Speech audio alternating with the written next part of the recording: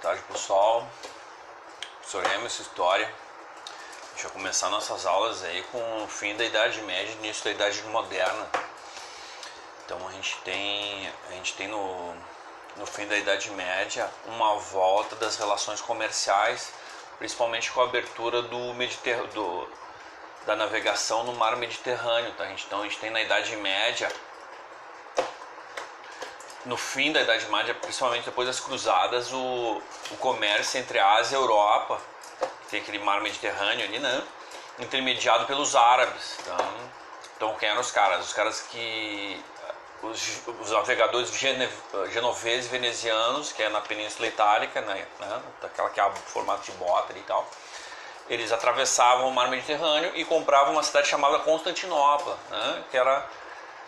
que era dominada ali pelos árabes, e as especiarias vinham de caravanas lá da China e da Índia, então bem no extremo oriente, né? Atravessavam desertos e colinas e montanhas, cordilheiras e tal, para chegar até essa cidade, tá? E aí chegava lá, os árabes compravam dos caravaneiros e vendiam para os navegadores genoveses venezianos, que por sua vez depois renegociavam em feiras na Europa. Então todo mundo ganhava, né? Nesse percurso podiam ficar os produtos 40 vezes mais caros. Então os comerciantes europeus sabiam que tinha essa cadeia de distribuição e todo mundo tinha lucro, né? E aí sabiam que se comprasse diretamente do produtor lá na China e na Índia, podiam ter um lucro bem maior, né?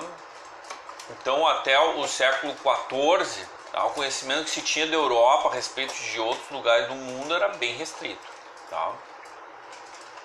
Tinha um relato do veneziano Marco Polo, que foi um dos caras um dos poucos europeus que ele mesmo chegou lá na China. Tá? Geralmente os venezianos se limitavam a chegar em Constantinopla e comprar coisas ali que já eram compradas lá da China, já eram compradas por mercadores, outros que já passavam para os árabes de Constantinopla, então já tinha passado em várias mãos. Então muitos acreditavam que o mar fora do Mediterrâneo, né, o Mediterrâneo, esse aqui, ó, gente, esse do meio aqui, esse pequenininho aqui, ó, esse pequenininho do meio aqui, que está entre a parte verde e a rosa, que é a verde é a Europa e a rosa a Ásia. Então é um mar Mediterrâneo, tá? Não é um oceano. O oceano, o pessoal tinha medo, né? Que achava que tinha abismo, né? Oceano Atlântico, então era bem complicado. O que aconteceu? Em 1453 os turcos otomanos tomaram essa cidade de Constantinopla. E aí começaram a cobrar elevadas taxas, tá? Para comercialização do produto, tá? Então os mercadores europeus desafiaram essas crenças aqui que no Oceano Atlântico tinha abismos, monstros e tal, e começaram a procurar novas rotas, tá? Para chegar às Índias. Nesse processo Portugal aí foi beneficiado, que Portugal ele já está geograficamente de frente para o Oceano Atlântico, então os portugueses já tinham uma experiência de navegação em função da pesca, né?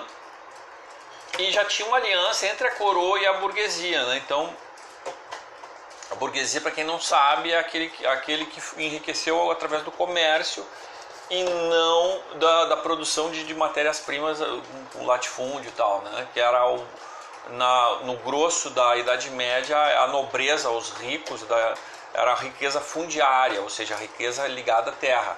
Agora já não, com o comércio, o burguês, ou seja, aquele que compra e vende, né, o comerciante está enriquecendo, e aí o nobre português agora começa a largar um pouco a nobreza fundiária e se ligar à burguesia. Tá? Revolução de Avias, tá, não importa. Em 1415, começa a expansão de Portugal, tá? A expansão ultramarina portuguesa, com a tomada de Ceuta. Ceuta é aqui, peraí, deixa eu mostrar no mapinha aqui, no norte da África. Portugal, você sabe que está aqui na península, aqui, ó, bem Península Ibérica. Então eles tomaram Ceuta, que é aqui no norte da África. Então começaram a expansão, né? Mais adiante aí o filho do rei, tá? Que é o infante Dom Henrique, tá? Vai atacar lá o reino de Mali. Foi atraído lá o reino de Mali, que era conhecido por produção de ouro, né? Então ele atravessa o deserto do Saara lá e vai, acaba sendo do mal lá o infante Dom Henrique.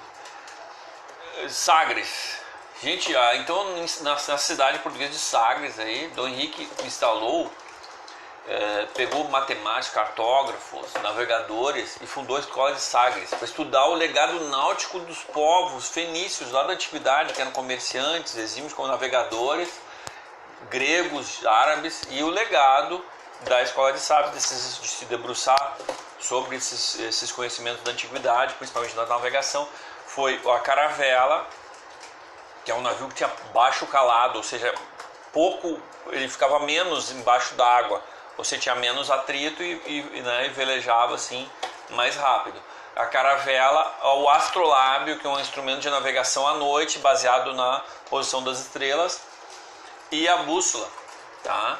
Então começaram as expedições a partir da construção de caravelas, né, navios mais rápidos.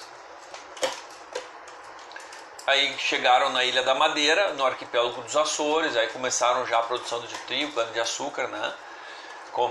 Commodities de exportação, tá? E em 1474, uma expedição de Gil Enes, um navegador português, ultrapassou os recifes do Cabo Bojador, que, né, esses recifes eram considerados intransponíveis até então, tá? Ultrapassado o Bojador, né, então continua a expedição marinha em direção ao sul da África, tá? Em 1454 levam escravos africanos pela primeira vez, tá? Isso aí esse comércio de escravos vai se estender aí por mais 4 séculos, infelizmente, né? Uma página triste da história portuguesa, né? Em 1487, Bartolomeu Dias foi o cara que chegou aqui no sul aqui, ó, bem no extremo sul da África, e conseguiu enxergar o Oceano Índico, que é o caminho das Índias, né? Então, só que ele não foi, ele só foi e voltou. Rebatizou lá aquele cabo encontrado ali de Cabo das Tormentas, que era conhecido como Cabo das Tormentas, rebatizou por Cabo da Boa Esperança, tá? Então, o que acontece? Para chegar definitivo na Índia, então ficou a cargo do navegador Vasco da Gama, que não é aquele time de futebol, não, um navegador que chegou lá em Calicut, na Índia, em maio de 1493, e aí sim abriu o caminho das Índias, né? As explorações portuguesas estimularam outros navegantes, né? Então o genovês Cristóvão Colombo, né, foi financiado pelos reis cristãos de Castela, que viria a ser a Espanha, acreditando na esfericidade da Terra, que a Terra era redonda. Então, em vez de fazer toda essa volta aqui no continente africano para chegar na Índia, ele foi navegando aqui, ó, a oeste, que daí ele ia dar a volta, só que eles não imaginavam que tinha um continente no caminho, né, que viria a ser a América.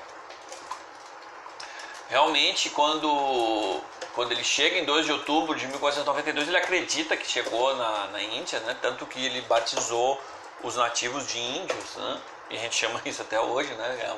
É errado, tá? São nativos americanos, né? Entre o período aí de 1493 e 1502, Colombo fez mais 3 viagens ao continente, patrocinado. As riquezas não foram encontradas, né, porque ele não estava na Índia, e aí morreu em 1506 aí, desprestigiado, certo que tinha chegado na Índia, mas na real não chegou. O que aconteceu com essa descoberta de Colombo, tá, gente? Fez Portugal e a Espanha entrar em disputa pelas novas terras, e aí o Papa Alexandre VI, né, fez os 2 governos entrar num acordo, e esse acordo foi firmado no Tratado de Tordesilhas, essa linha aqui, ó, gente, que dividia o mundo em 2, as terras, novas terras, né, A oeste dessa linha eram do reinos de Castela, que viria a ser Espanha, e a leste todas essas terras aqui do reino de Portugal, tá? O que aconteceu? Essa linha aqui, gente, 370 léguas marítimas a partir do Cabo Verde, ficou uma beirinha aqui para Portugal, não se tinha se catalogado ainda essa parte sul aqui do continente, e aí então Portugal acabou ficando com uma beirinha do continente africano,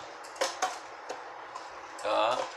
E que viria a ser descoberto, né, descoberto entre aspas, pelo navegador Pedro Álvares Cabral, que estava a caminho das Índias e aí esbarrou aqui no Brasil, né, que viria a ser o Brasil. Tá? Em 1519, Fernando de Magalhães fez a primeira circunnavegação e aí provou a esfericidade da Terra em definitivo, tá, gente? É isso aí por essa semana. Um beijo, dúvidas, comentários aqui e até a próxima.